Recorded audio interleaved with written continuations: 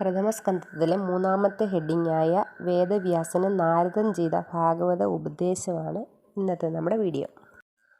ഓം gum ഗണപതേ നമഃ. ഓം ഗും ഗുരുഭ്യോ നമഃ. ഓം നമോ ഭഗവതേ വാസുദേവായ. ഓം ഹരിശ്രീ ഗണപതേ നമഃ. അവിഘ്നമസ്തു. ഇങ്ങനെ കേട്ട നേരം ശൗനക മഹാമുനി മംഗലനായ സൂതൻ തന്നോടു ചോദ്യം ചെയ്തു. ഏതൊരു കാലത്തിങ്കൽ ആരുടെ നിയോഗത്താൽ ഏതൊരു ദേശത്തു നിന്നെന്തൊരു നിമിത്തമായി ബാദരായണൻ മുനി ചമച്ചു ഭാഗവതം. ഏതുമൊന്നിലുമൊരു കാക്ഷയില്ലാത്ത ശുകൻ ആദരാലതു പഠിച്ചിടുവാനിന്ദു മൂലം എന്തിനു പരീക്ഷിത്ത് ദീക്ഷിച്ചിതനശനം. ബന്ധമെന്തവന് ശ്രീശുകനെ കണ്ടെത്തുവാൻ തങ്ങളിലുണ്ടായൊരു സംവാദ നിമിത്തവും എങ്ങനെയെന്ന് നമ്മോടൊക്കവേ പറയണം. എങ്കിലോ കേൾപ്പിൻ.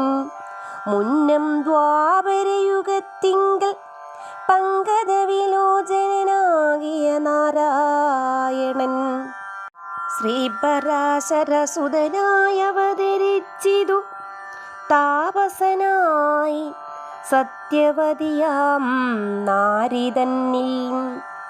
ലോകാനുഗ്രഹപരനാകിയ വേദവ്യാസൻ വേഗേന സരസ്വതീ തീരത്തെ പ്രാപിച്ചുടൻ ധ്യാനതൽപരനായിട്ട് ഉള്ളിലെ കണ്ണുകൊണ്ട് മാനസമുറപ്പിച്ചു നോക്കിയ നേരത്തിങ്കൽ വന്നിതു കലിയുഗം എന്നതു കാണായി വന്നു.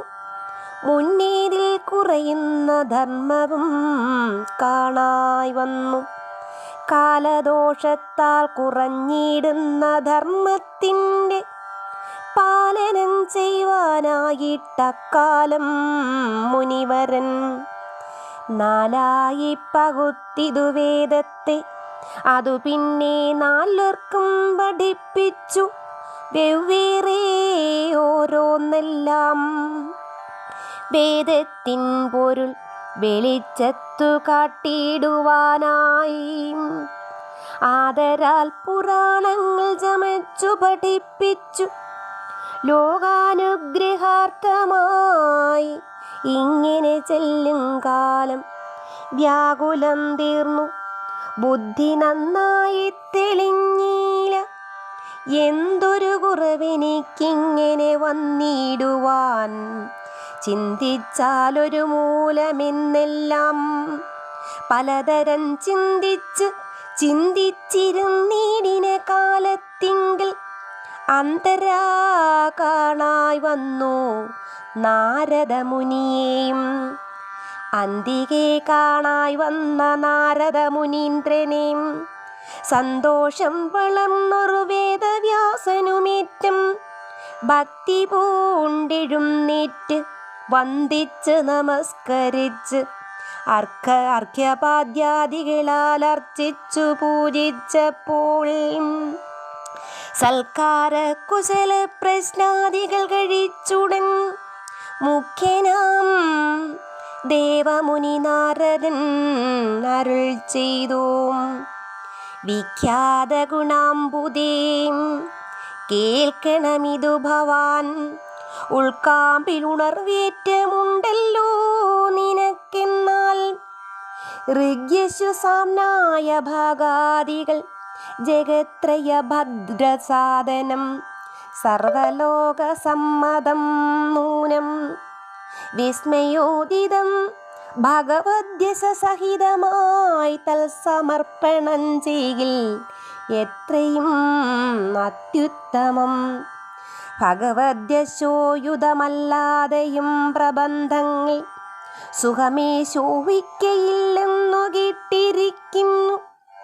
കവിനായകനായ നിന്മനോമാലിന്യവും ഇവിടെ നീങ്ങിടായ്വാനത് കാരണം തന്നെ.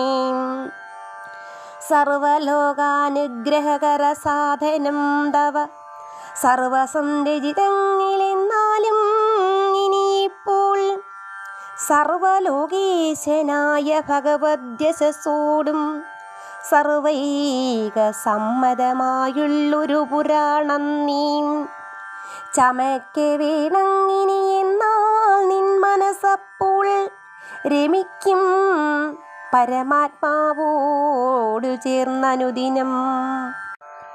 ക്രമത്താൽ ആത്മാവിങ്കലഖില കർമ്മങ്ങളും സമർപ്പിച്ചിരിക്കുമ്പോൾ ഉദിക്കും ആത്മജ്ഞാനം. ജ്ഞാനമുണ്ടാകും നേരം മാനസമലിനങ്ങൾ താനേ പോയകന്നിടും, ഇല്ല സംശയമേതും.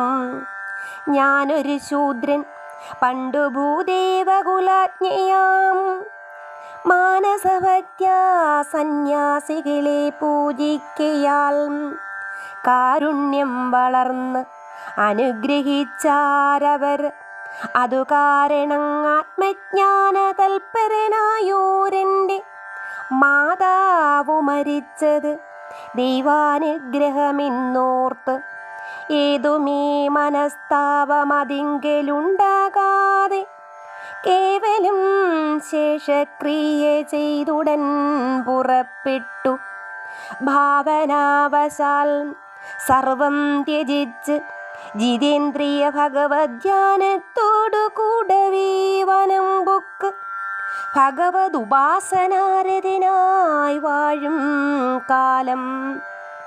ധ്യാനവിസ്ഫുരിതനാങ്ങീശ്വര ഗുണരൂപം കാണാഞ്ഞ് പരിഭ്രമിച്ചിടിനോരെനിക്ക് ഒരു വാണി ചെഞ്ചമ്മേ കേൾക്കായി വന്നിതും. നിനക്കെന്നെ കാണണമെങ്കിൽ അവകാശമില്ലിജന്മത്തിൽ താനേ വന്നെത്തും മേലിൽ എന്നതു കേട്ട നേരം ആനന്ദ സമുദ്രത്തിൽ വീണുടൻ മുഴുകി ഞാൻ മാനസഭക്ത്യാം ഭഗവദ്യശസ്സുകളെയും ഗാനം ചെയ്തെങ്ങും നടന്ന് ആയുശ്ലേഷത്താലുള്ള കാലങ്ങൾ കഴിച്ച് ഏഴാം ബ്രഹ്മനന്ദനനിപ്പോൾ കാലാത്മാകാലം കൊണ്ട് സർവവും സാധിപ്പിക്കും എന്നെല്ലാം ഭഗവത് മാഹാത്മ്യങ്ങളരുൾ ചെയ്തു. പിന്നെയങ്ങുടൻ ആത്മജ്ഞാനോപദേശത്തെയും നിർണയാത്മക പ്രതിബിംബപാദാഗ്രദ്വന്ദ്വ മണ്ഡലം തന്നിൽ കാട്ടിക്കൊടുത്തു തെളിവോടെ. സന്ദേഹമൊഴിച്ചുറപ്പിച്ചെഴുന്നള്ളിടിനാൻ വന്ദ്യനാം ദേവമുനി നാരദനതുകാലം. പിന്നെയും സരസ്വതി തന്നെ തീരത്തിങ്കൽ പർണശാലയിൽ തത്ര വസിച്ചു വേദവ്യാസൻ. ബ്രഹ്മോപാസനം കൊണ്ടു ശുദ്ധമായി ചമഞ്ഞൊരു നിർമ്മലാത്മനാം പരമേശ്വര തത്വത്തെയും മായാകാരണമായ സംസാരബന്ധത്തെയും മായാസംബന്ധം തീർപ്പാനുള്ള സാധനങ്ങളിൽ ഭക്തിയോഗത്തെയും കണ്ട് ഉൾക്കാമ്പിൽ ഉറപ്പിച്ചു. മുക്തി സന്മാർഗ പ്രതിപാദികരണീയം ശ്രീഭാഗവതം ചമച്ചിടിനാരധിഭക്ത്യാം. ശ്രീശുകൻ പഠിച്ചതു വിസ്തരിക്കുകയും ചെയ്തു. സൂതനാലുദിതമായി ഇങ്ങനെ കേൾക്കായപ്പോൾ പ്രീതനായി മഹാമുനി ശൗനകൻ ചോദ്യം ചെയ്താൻ. ഓ